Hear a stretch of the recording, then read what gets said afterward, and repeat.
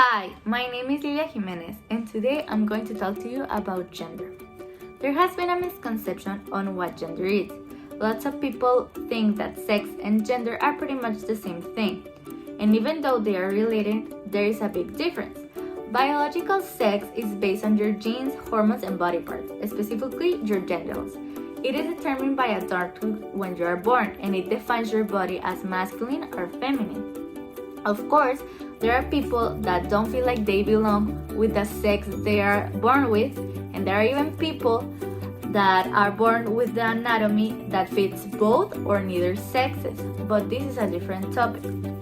Now that we have talked about sex, let's talk about gender. Gender is not something you're born with. Gender develops according to the society you're born into. Every culture has their own beliefs and rules on what makes someone act feminine or masculine. Gender varies according to culture. For example, in the Western culture, men are portrayed to be tough and strong, while women are portrayed to be delicate and classy. There are also rules in what is appropriate for each gender to wear. Nowadays, women have more freedom on what they can wear. They can now use jeans and more casual clothing. But back in the day, they could only use skirts and dresses. On the other hand, men tend to wear shirts and pants.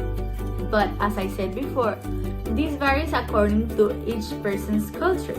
For example, there is a culture in New Zealand called diaspora, in which there's a term called fab affine, meaning that biological men who wear dresses and sarong that are like skirts are accepted and normal in this culture. Gender has been taught to us as kids, even with toys. Boys play with balls and action figures. Girls play with babies and dolls. This is a clear example on how gender is developed according to our society. A trace in this topic is, as I mentioned before, the gender normative, that stipulates what is appropriate for gender to do. People tend to give gender to clothes, and the same thing goes with toys, feelings, or even emotions. Boys are told not to cry, and girls are told not to yell. But all these traces revolve a dominant trace or hegemony, that is patriarchy. Most men believe that women are their inferior and not their equal, and that if another man acts in a way that is considered feminine, that they are not men enough, and therefore they are the inferior. However, nowadays, more and more people are in disagreement with this gender normative and believe that everybody should be allowed to express themselves without following these rules. This has caused a lot of controversy. A clear example happened weeks ago.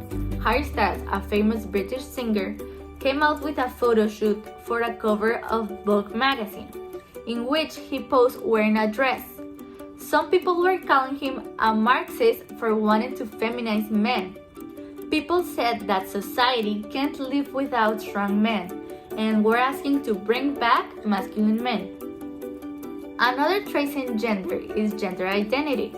Gender identity is a person's inner experience of who they are in terms of gender. When a person associates with the gender normative that they are born into, in other words, when girls like to act feminine and boys like to act masculine, that is called cisgender. However, there are other types of gender identities, like transgender, which means a person whose gender identity is not consistent with the birth sex that they are assigned when they are born. There are also non-binary people, which means a person whose identity does not fall in the category of either male or female. And finally, there are genderqueer or gender fluid people, which means a person who does not identify themselves as having a specific gender at all.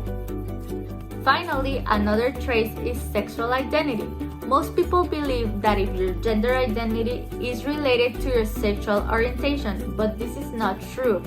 Gender identity has to do with the way you feel about yourself, while sexual orientation is based on the way you feel towards others, the people you may or may not be attracted to. Because of these gender rules, People are more restricted to dress or act the way they want or feel comfortable with.